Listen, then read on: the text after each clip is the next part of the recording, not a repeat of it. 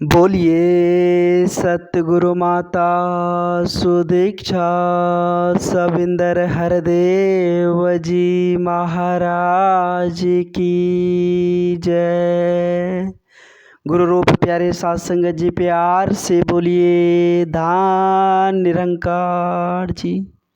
साथ संगत जी, बड़ा ही खुशी का समा है, बड़ा ही आनंद का पल है। करीब करीब साथ संगत जी आधे घंटे से हम सभी सत्संग के भरपूर आनंद को प्राप्त कर रहे थे। छोटे छोटे बाल महात्माओं के मुखारविंद से अमोलक वचन साथ संगत जी हम सभी श्रवण कर रहे थे। मन गदगद सा हो रहा था साथ संगत जी, आनंद से भर रहा था, क्योंकि साथ संगत जी छोटे छोटे बाल महात्माओं के मुखारविंद से जो अमोलक वचन आए, अगर उनमें से साथ संगत जी कुछ वचनों को ही अगर हम अपने जीवन में उतार लें और उस पर चलने की कोशिश करें तो हमारे जीवन में बाहर आ जाएगी। साथ संगत जी ऐसे ऐसे सुंदर वचन आ रहे थे। वाकई में साथ संगत जी, संत महापुरुष कहते हैं कि जिसके नसीब में सत्संग होता है, जो इस तरह से साथ संगत जी सत्संग का आनंद लेते हैं, उसके जीवन में कभी भी साथ संगत जी किसी भी तरह का कोई गम नहीं आता।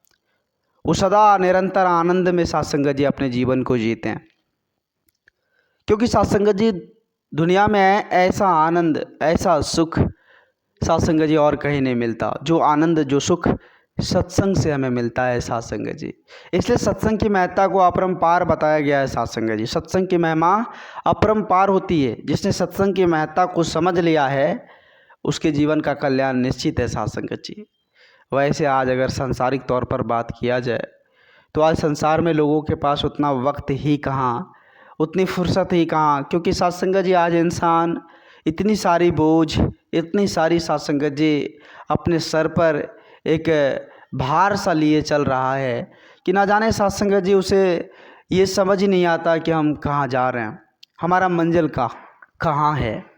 मंजिल का पता नहीं, बस हम यूँ ही चलते रहे साथ संगत जी। हम खुशी की तलाश कर रहे हैं, लेकिन खुशी कहाँ मिलेगा इस बात का हम साथ संगत जी जरा सा विचार नहीं कर पा रहे हैं। किसी शायर ने साथ संगत जी बड़े ही सुंदर भाव से कहे हैं कि घर से चले थे हम तो खुशी की तलाश में। हम जब घर से निकले थे तो हम ये सोचे कि हमें खुशी मिल जाएगा, आनंद मिल जाएगा। कहते हैं कि घर से चले थे हम तो खुशी की तलाश में, गम राह में खड़े थे मेरे साथ ले हुए। साथ संगत जी गम जो है ना, वो राह में मोड़ मोड़ पर खड़ा था, जो हमारे साथ हो गए साथ संगत जी। और उस गम में हम उलझ गए, फंस गए, भटक गए, और हम साथ संगत जी उसे में अपने आप को डुबा दिए। उस गम में ही अपने जीवन को हम साथ संगत जी बिता दिए। हमको उस खुशी की वो मंजिल जो है, वो आनंद जो है, वहाँ तक हम नहीं पहुँच पाए साथ संगत जी। आज साथ संगत जी इस संसार में जहाँ सत्य की बात हो, जहाँ आनंद की बात हो, जहाँ सत्संग की बात हो, वहाँ पर साथ संगत जी लोग बहुत कठिन पग से चलते हैं साथ संगत जी, बड़ा ही धीरे धीरे। अगर सत्संग की भी बात हो जाए साथ संगत जी, देखे होंगे कि बड़ा धीरे से साथ संगत जी वहाँ पर पग उठता है, क्योंकि काम हजार यहाँ साथ संगत जी हमारे ऊपर, हमारे सर पर बोझ बनकर काम पहले तैयार रहता है।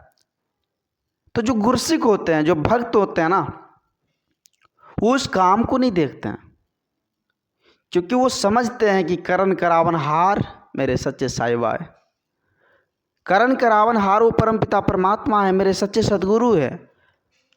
करने वाले वो हैं, हर चीज करने वाले वो हैं, करवाने वाले वो हैं। वो समझते हैं साथ संगत जी, इसलिए वो रुकते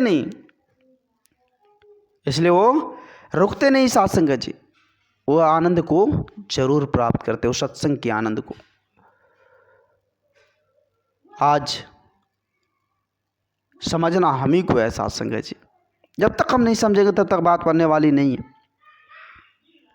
अगर हमारा आदत साथ संगत जी नफरत में जीने का बन जाएगा तो हम कहाँ से खुशी तलाश करेंगे, कहाँ से खुशी को पालेंगे साथ संगत जी। साथ संगत जी, जो नफ़रत में जीने वाले इंसान होते हैं उसको आप कितना प्यार से समझा दीजिए, वो प्यार से समझने वाला नहीं होता है, क्योंकि उसे प्यार की बात समझ ही नहीं आती। साथ संगत जी, पवित्र संपूर्ण हृदय वाणी का मूलक शब्द है कि नफ़रत में जीने की आदत जिसकी भी बन जाएगी, अब मिलवर्तन और प्यार को उसको बात समझना आएगी। मिलवर्तन, प्यार की बात, एकत्व, नम्रता की बात उसे समझ नहीं आएगी साथ संगत जी, क्योंकि वो नफ़रत में जीना सीख लिया है। साथ संगत जी, संत महापुरुष इस धराधाम पर आकर उसी नफ़रत की आग से हमें बाहर निकालते हैं। जिस नफ़रत की आग में हम जल रहे हैं, उस जलन से हमें बाहर निकालने की हर समय प्रयास करते हैं संत महापुरुष की इंसान उस नफ़रत की आग से निकलकर ठंडक को प्राप्त करे, शीतलता को प्राप्त करे, एकत्व, प्रेम, मिलवर्तन के भाव को प्राप्त करे।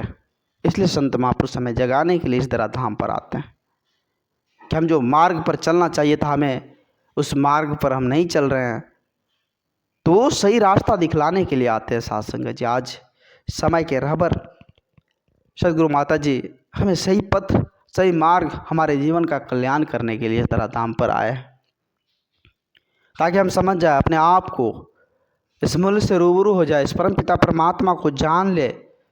आज सजग कर रहे हैं, अचेतन कर रहे हैं हम इंसानों को। ये इंसानों, जिस मालिक ने तुम्हें गढ़ा है, जिस मालिक ने इतना सारा देकर सब चीज़ संजोया है, उस मालिक को जान लो, उसका शुक्रगुजार कर लो, क्योंकि असल कार्य, असल पूंजी कहा जाए तो साथ संगत जी वही है जो हमें काम देगा। ये सांसारिक पूंजी काम देने वाला नहीं है साथ संगत जी, ये शरीर तक सीमित है। फिर साथ संगत जी, शरीर छूट जाएगा तो फिर कौन सा पूंजी काम देगा?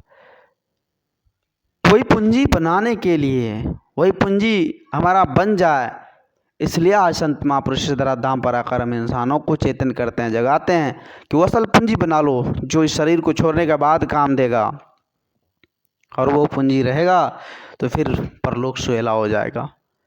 तो आओ साथ संगत जी, हम भी आज समझने की कोशिश करें, क्योंकि वेला, ये समय समझने की है। अगर छूट जाएगी ये अमोलक समय, तो फिर बाद में पछताने के अलावा हमारे पास कुछ होगा ही नहीं, तो हम पछताए नहीं है बाद में। इसलिए अभी से ही अपने वर्तमान को ही हम सजा लें, और जिसका वर्तमान सजा हुआ है साथ संगत जी, उसके जीवन में तो कल्याण ही कल्याण है। तो दास अधिक शब्दों का सहारा नहीं लेगा, क्योंकि दास को उतनी बोलने की हुनर नहीं, क्षमता नहीं जो आप जी जैसे महान दिव्य संतों के आगे कुछ बोल पाएँ। दास को माफ़ करना, अपने श्री चरणों से जुड़े रखना। दास भूल चूक के लिए आपसे सभी संत महात्माओं के श्री चरणों में क्षमा चाहेगा।